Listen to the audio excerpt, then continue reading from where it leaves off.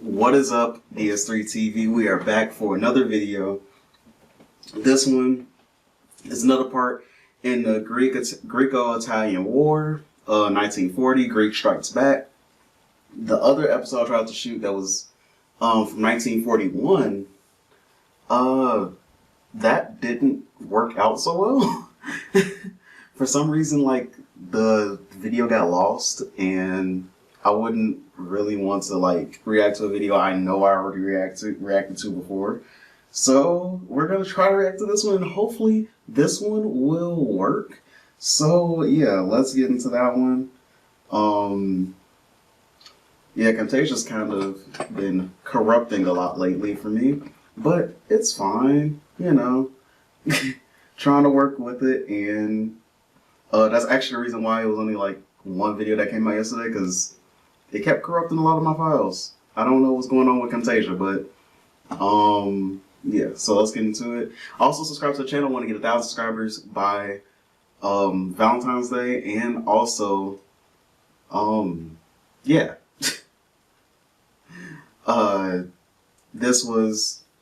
This whole series on Kings and Generals was suggested to me by a subscriber. You can suggest things in the comment section down below that you want me to watch. And yeah, let's get into the video and play.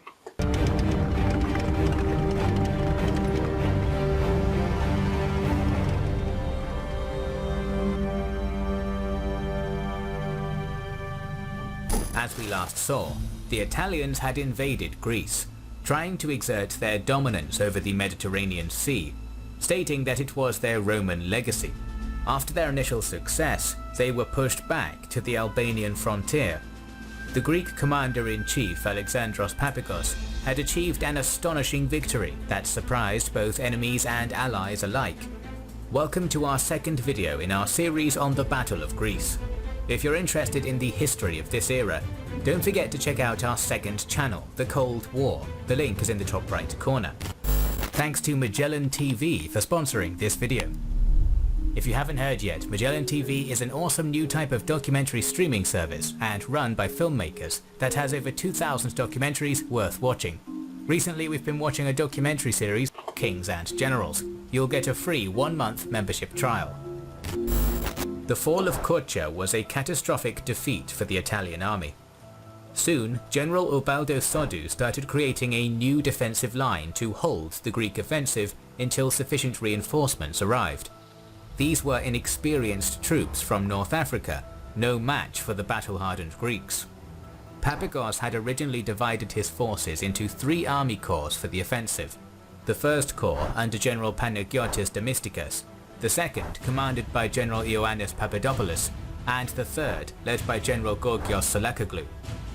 The third corps saw itself victorious at the Battle of Moravia Ivan, and in result brought the fall of Corcia to fruition, while the first was chasing the Italians from Epirus, and alarmingly the second at the Pindus sector was still being organized to join the offensive. Themistokos penetrated the Albanian frontier, aiming to advance towards the town of Tepelena on the Vajusa River. Until the fall of Corcia, the Greek army had been transporting their supplies to the front lines through muddy roads from the cities of Florina and Amendeio. From then on, the transport of supplies would be carried out by motorized vehicles.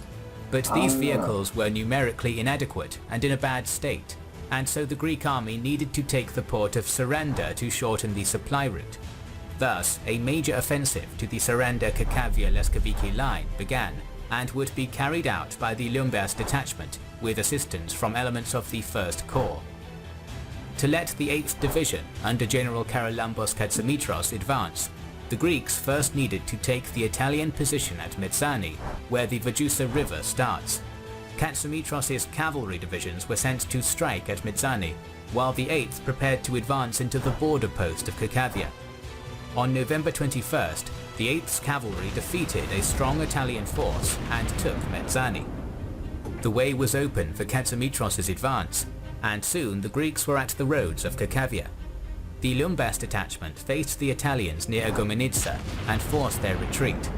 By November 22nd, the 1st Corps had pushed into the Albanian frontier in Epirus, recovering all of the lost territory, and the Second Corps was finally ready to deploy. The southern defensive Italian line now stretched from the port of Saranda to the village of Lescavicchi, close to Eseca.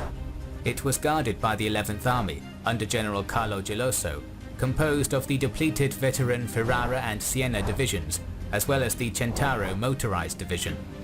Soddu reinforced this army with the 5th Posterior Alpine Division and the 37th Modena Division.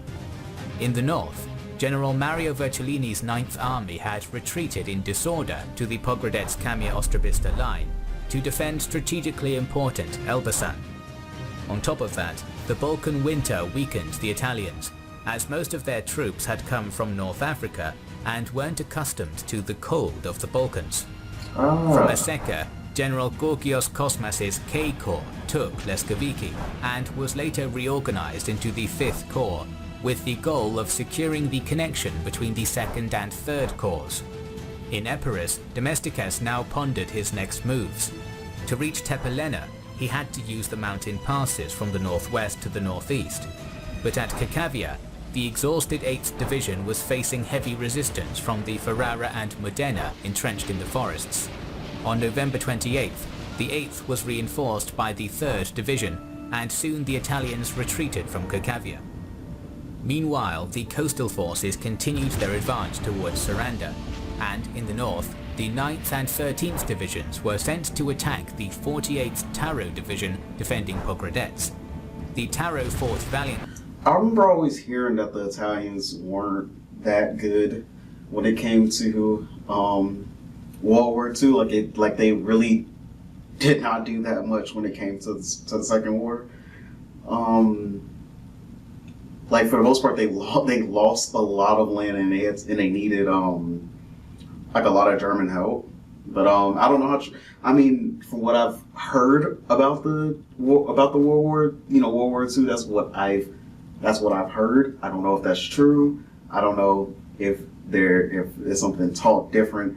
It could be something taught different, in Italy. It could be something, I don't know. It could be something different, because I'm giving you the perspective I've had in school and with the history that we've been taught in school.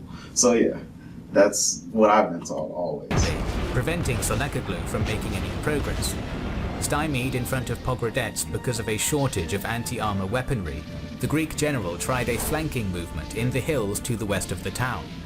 On November 30th, the 13th Division overcame the Italians while to relieve it. On December 4th, Pogradets fell to the Greeks, the third key Albanian town to do so. With the capture of Pogradets, the 3rd Corps was relegated to a passive role, while the offensive aimed towards Tepelena continued. This offensive had been delayed by air attacks, and to continue their advance, the Greeks needed the 2nd Corps to take the town of Permet and secure the Drina Valley, from which Italian snipers threatened the 1st Corps' position. In early December, the 2nd Corps began its advance along the Vajusa River, aiming to secure the connection between the 1st and 3rd Corps. They faced the Modena Division, with the exhausted remnants of the Julia attached. Sensing the enemy's weakness, Papadopoulos attacked the exposed Julia. The Julia was routed, and Modena had to retreat. Soon, the towns of Permet and Frashia fell to the 2nd Corps' advance.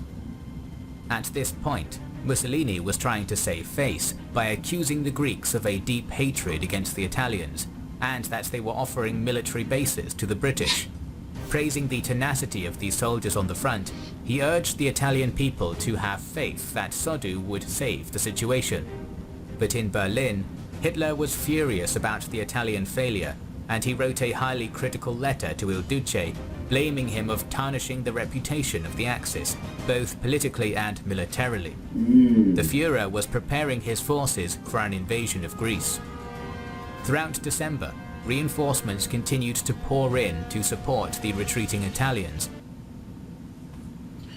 So it seems like it wasn't a lie what I was kind of saying, like, yeah, Germany really they really were mad that they But couldn't they were take coming Greece. too slowly. Soddu was demoralized and wanted an armistice to end the conflict with the Greeks. This angered Mussolini, who sacked Soddu and replaced him with Ugo Cavallero. Cavallero had carefully studied the situation and decided that it would be best to retreat to the Shkumbin River, a natural barrier that spans the width of Albania from the northern approaches of Pogradets in the east to the Adriatic Sea in the west. Frustratingly for the Italians, Cavallero's order to withdraw and reform at Shkumbin came after a series of valiant rearguard actions that gave the Greeks considerable trouble. Though the Greeks had taken Permet on December 3rd, the Italian line of defense across the Kalsura Valley was getting stronger. As the 10th and 11th Divisions braced to try and break the line, further to the west the 1st Corps was making slow progress from Kakavia up the Drina Valley along a hugely extended front of 40 miles. It was easier going along the coast, but the Greek advance was brought almost to a halt by bitter fighting on the road to Agira Castro. Along that road stood Hill 669, a strategic height coveted by the Greeks. Gelosso's 11th Army held fanatically onto Hill 669 in 3 feet snow, repulsing several assaults by the Greek 8th Division. By now, the weather was inflicting far more casualties on both sides than the fighting did. For this reason, Domesticus had placed the extenuated 8th Division in reserve, while the 2nd, 3rd and 4th Divisions would be the new vanguard of the 1st Corps. On December 4th, a break in the weather enabled Hill 669 to be taken by Domesticus's forces. Soldiers of both sides were later found frozen to death. 1 day later, the 3rd Division marched into Delvina, while the 4th Division captured Devikan. On December 6th, the Ljumbes detachment finally occupied the key port of Saranda, and the road to Agira Castro was finally open. The following day, General Leonidas Stereopoulos of the 4th Division began his attack on the outskirts of Agira Castro. With Cavallero's order to retreat to the Shkumbin River, the city had been evacuated by the Italians 1 day earlier. On December 8th, elements of the 4th occupied Agira Castro, and another of the Italian centers in Albania fell. Next on the Greek list was Tepelena. The town stood between heights, and the Italians had been fortifying it for 2 months. Because of incessant blizzards, the first Greek attacks on December 15th failed. At the same time, the 3rd Corps successfully secured the Pogradets area, and the 5th Corps captured the Ostrovica mountain, advancing towards Mount Tomari. On the coast, the Greeks continued their advance towards the town of Himare, which stood in the way of the new objective, the important supply port of Valona. General Gorgias Bakos of the 3rd Division Borsch by 3 battalions of grenadiers, some black shirt militias, and the depleted Siena Division. Borsch was an ideal defensive position south of Himare, and the grenadiers made full use of its advantages, fortifying it with light and heavy artillery, mortars and machine guns. It took 3 days of relentless attacks and many casualties for the position to fall into Greek hands. The 3rd Division now advanced northeastwards and surrounded Himare. On December 19th, the northeastern town of Kuts fell to a surprise attack, and 2 days later, the northwestern height of Sipista fell as well. Himare was now surrounded, and the Siena was forced to abandon the town to avoid encirclement. The Greek troops entering the town on December 22nd were welcomed by the locals with enthusiastic celebrations. Despite this success, Metaxas knew that eventually the Italians could regroup and start a counteroffensive. He wanted to halt the offensive and define a clear strategy of defense in the now overextended 155-mile line from Pogradets in the north to Himare in the south. On the other hand, Papagos had no other intention than to keep advancing. On December 28th, Metaxas managed to convince Papagos. The Greek objective was now to consolidate the supply and communications lines, while the 2nd Corps prepared for an offensive to capture the Kalsura Valley. By this point, the 3rd and 5th Corps were reorganized into the West Macedonia Army Department, including the 9th, 10th, 13th and 17th Divisions. Under General Ioannis Pitzikas, their mission was to hold the Korche-Pogradets sector up to the Yugoslav frontier. Papadopoulos' 2nd Corps held the central sector on either side of the Vajusa River, with the 1st, 11th and 15th Divisions, and on the left, comprising the Agira Castro sector as far as the coast, stood Themistocus's 1st Corps with the 2nd, 3rd and 4th Divisions, along with the much-handled 8th Division, and with the 5th and 16th Divisions in reserve. The Greeks bolstered their position with around 280,000 men in total. Conversely, Cavallero concentrated most of his strength in the centre, with Virgilino's 9th Army and Gelosso's 11th Army anchored on Mount Tomari, overlooking the Kilsura Valley and the Tomarica Valley, the obvious Greek routes for an advance on Tirana. Further on the Italian right was General Carlo Rossi's reformed 25th Corps, from the coast to the Tomarica Valley, with 6 divisions in defence of Valona.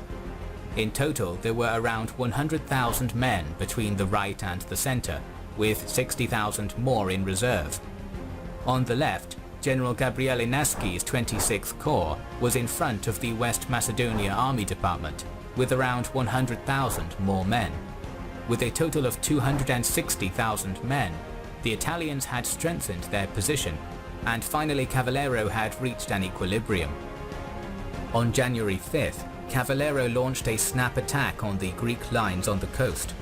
The 58th Legnano Division would advance along the coast to Himare, while Pusteria, Siena and 7th Lupi di Toscana were to hit the 2nd Corps in the centre. The Legnano made some progress but was quickly immobilized, while in the centre, the 15th Division defeated the Wolves of Tuscany, and the 1st and 11th started a counter-offensive against the Kilsura Valley. In just 5 days, and with the reinforcement of the Cretan 5th Division, the strategic Klesura Pass fell and the Kilsura Valley was secured. By January 25th, the 2nd Corps' mission had been achieved with the occupation of the Trebishina mountain range. 2 days later, Rossi's 25th Corps counterattacked and expelled the Greek forces on the Trebishina mountains. The Cretan 5th managed to hold the Italians and repulsed the attack by January 29th. After a hard-fought struggle, the Cretans captured Trebishina on February 2nd. In the following weeks, this division repulsed several Italian attacks trying to dislodge them from the mountain, even under the deadly frozen weather of Trebishina. By the 17th of February, the Greeks had captured the mountain ranges, but it was a costly victory, particularly for the Cretan division, which suffered 5,000 casualties. Greek morale suffered a heavy blow after the death of Metaxas on January 29th.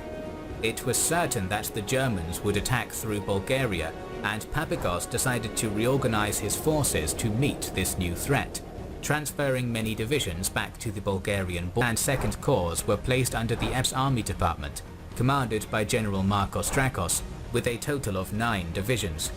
Papagos then ordered Drakos to launch a desperate offensive to take Tepelena and the key port of Valona. This offensive failed, and as a result, Papagos replaced Drakos with General Pitsikas, while Solakoglu would be left in command of the West Macedonia Army Department. Pitsikas concentrated most of his forces on the Trebishina mountains and dug entrenchments to provide cover, as he sensed that a renewed Italian offensive would be directed against it. And he was right. The Italians now had 28 divisions, and on March 2nd, Mussolini himself arrived in Tirana to oversee the operation. Il Duce wanted to save face by performing a last offensive with the objective of pushing back the Greeks and allowing the Italians to take Epirus. The Operazione Primavera was then scheduled to be launched on March 9th. The plan was to capture back the Klesura Pass and from there advance towards Leskoviki and Ioannina. The attack would be carried out by General Gastone Gambara's 8th Corps, composed of 8 divisions, and the veteran Centauro and Piemonte in reserve. Pitsikas, on the other hand, made General Bakos the new commander of the 2nd Corps and placed the 17th in his reserve. The spring offensive started at dawn with a devastating artillery barrage and air bombardment. The Puglia division then advanced to capture the strategic hills 717 and 731 against General Vasileios Vraknos' 1st Division, while the Pinerolo and Sforsesca divisions were pressing up on Meskarahe Ridge. The Italians were repelled, but the Puglia wouldn't give up. A second charge momentarily secured Hill 717, lost it, and then regained it at about 12 p.m. Throughout the day, 6 more attempts on Hill 731 came to naught, except to leave piles of Italians dead in front of the Greek lines. At sunset, the Italians remained in possession of Hill 717, but Vrachnos wasn't overly worried as long as Hill 731 remained in the 1st Division's hands. Simultaneous Italian attacks on the left of the line failed against the 11th and 15th Divisions. On the Italian right, there was similar ill luck, with the 8th Division stopping the advance towards Mescaraja. The next day broke with another artillery barrage and the Pugli trying once again to take Hill 731. Gambara saw himself perilously near to taking the hill, but was... Hopefully that this works. But yeah, so let's get back into the video. Yeah, you already know the drill. You already know what we're watching. It was probably a jump cut. Like, it was probably a cut in this. So, yeah. Units to protect his flanks, and the Cagliari was repelled as well. The fruitless attacks in the mud and rain continued on March 11th. They followed a predictable pattern. Cavallero seems to have no other ideas than to repeatedly feed his men into the Greek artillery and machine guns. The following day, the exhausted Pugli was replaced by the fresh Bari division, which also suffered heavy losses. By the 6th day of the offensive, the strain was beginning to tell. Some Italian units had to be driven forward, and machine gun detachments were set up in the rear to discourage stragglers. By the 15th of March, no fewer than 17 bloody and fruitless attempts had been made on Hill 731. Gambara urged an immediate suspension of the offensive, but Mussolini wouldn't give up that easily. In the meantime, Bacchus replaced the much battered 1st Division with the 17th. On March 18th, Cavallero ordered the 18th attempt to take Hill 731 to be carried out by the Siena with armoured units from the Centaro. This attack, like the others, ended up in bloody heaps on the lower slopes of the hill. Italian casualties in the space of 10 days had been fearsome, with 12,000 dead to no visible advantage. Hill 731 was strewn with the bodies of Greeks and Italians. On March 22nd, the Italians transmitted a request for a ceasefire around the hill, but Papagos counter-proposed a general truce all along the front. The Italians rejected it, and twice more the Siena charged the hill to no avail. After that, Cavallero finally had to admit defeat, and on March 25th, the operation came to a halt. The heroic and battered 1st Division was sent home for a rest in the reserves, and Papagos rearranged his forces again, threatened by the looming German invasion, but still worried about the Italians. The spring offensive was a failure that weakened Mussolini's domestic and international position. The Greeks celebrated this victory, but they had been exhausted and sustained many casualties, leaving them weakened against a German attack. This attack was about to come, and we will cover it, so make sure you are subscribed to our channel. And that was a good video. I believe that was a video I didn't, that actually got corrupted, so we probably won't be seeing that one. But I mean, hey, if we get to, that would be fun to see. But yeah, talk to you guys in the next video. Also, subscribe to the channel when you get 1,000 subscribers by Valentine's Day, and talk to you guys in the next video. Peace.